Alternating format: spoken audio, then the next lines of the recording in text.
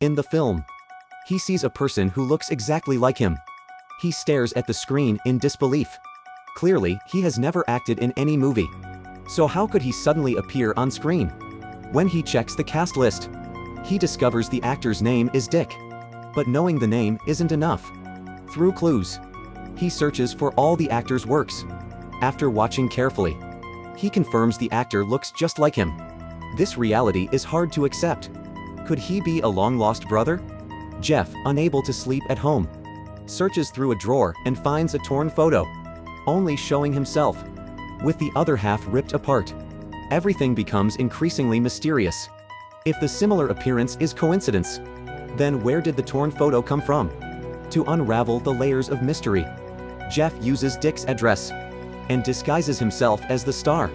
Arriving at his agency's building, Jeff initially feels anxious, but to keep quiet, he claims to be Dick. The security guard greets him warmly. Jeff is startled, hastily explaining he was just passing by. But when he turns to leave, he is called back. The guard says he has a letter for him. After pretending to be Dick, he hastily escapes, surprisingly acquiring a lead. Following the address on the letter, Jeff successfully finds Dick's home. Looking up at the high window, Jeff plans to knock. But if he goes in, the owner has family. How will he handle that? After much contemplation, Jeff decides to call the number on the letter first. When the phone connects, it's Dick's wife who answers, mistaking Jeff for her husband.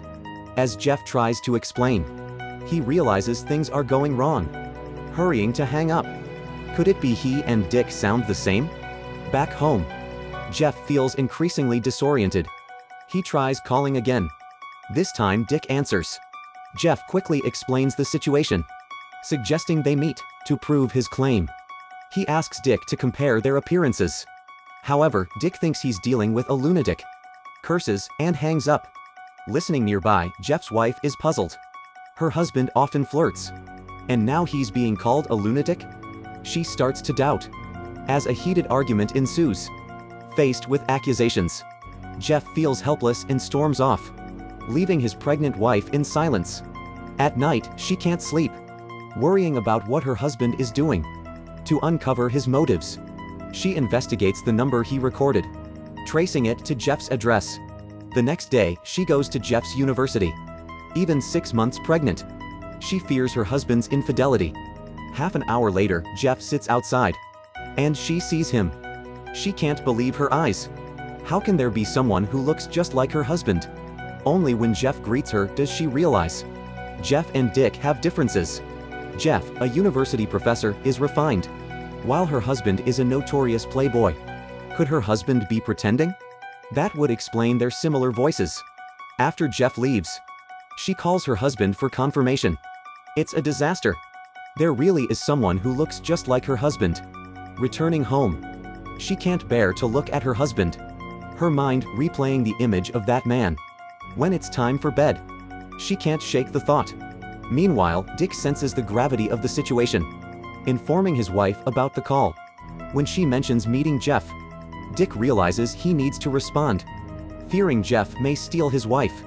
On the other hand, Jeff is troubled, until Dick agrees to meet. They arrange to meet at a hotel. As planned, Jeff enters a room, waiting for Dick to arrive. Silence fills the air, each stunned by the surreal encounter. Dick breaks the silence, asking Jeff to show his hands. Strangely, their hands match perfectly. Dick wonders if they might be twins, separated at birth. He lifts his shirt, revealing a scar on his ribcage. At this sight, Jeff panics, feeling as though he's speaking to a mirror. He hurriedly exchanges the letter and leaves the hotel. But Dick questions why Jeff is so frightened. Is it possible Jeff has done something to betray him? Not long after, Jeff finds himself in a restaurant, meeting his mother to inquire if he has a twin. His mother interrupts. "Don't you know who you are?" She presents a bowl of blueberries. Strangely, Jeff doesn't like blueberries. Why would his parents bring out something he dislikes? Meanwhile, back home, Dick tells his wife that everything is resolved, and he won't hear from Jeff again. But after calming down, he starts worrying. His wife might fall for Jeff's charm. He suspects this doppelganger could be posing as him. and potentially win her over. Thus, he decides to follow Jeff and sees he has a girlfriend. This piques Dick's curiosity, as he's always been the playboy. Following her leads Dick to her workplace, where he closely observes her. When he sees her sitting, an evil thought forms. He quickly heads to Jeff's home, accusing him of calling his wife. Noticing Jeff seems easy to intimidate, Dick questions whether Jeff is involved with his wife. Jeff hastily denies it, but Dick seizes the opportunity to find fault. Clearly, gentle Jeff is easy to manipulate. In this twisted demand, Dick wants to swap lives. He'll be Jeff and accompany the girlfriend, while Jeff spends time with his pregnant wife. This bizarre request leaves Jeff at a loss. Before long, Dick takes the girlfriend out. Oblivious, Jeff is unaware that Dick's wife is pregnant. When Dick arrives at the building, he's cautious. Fortunately, a security guard lets him in, seemingly familiar with Dick, and escorts him to the door. Jeff enters, and he's stunned by the glamorous outfits scattered around, reflecting a life of extravagance he never lived. He remains in the living room until evening, when his wife comes home, questioning why he's back so early.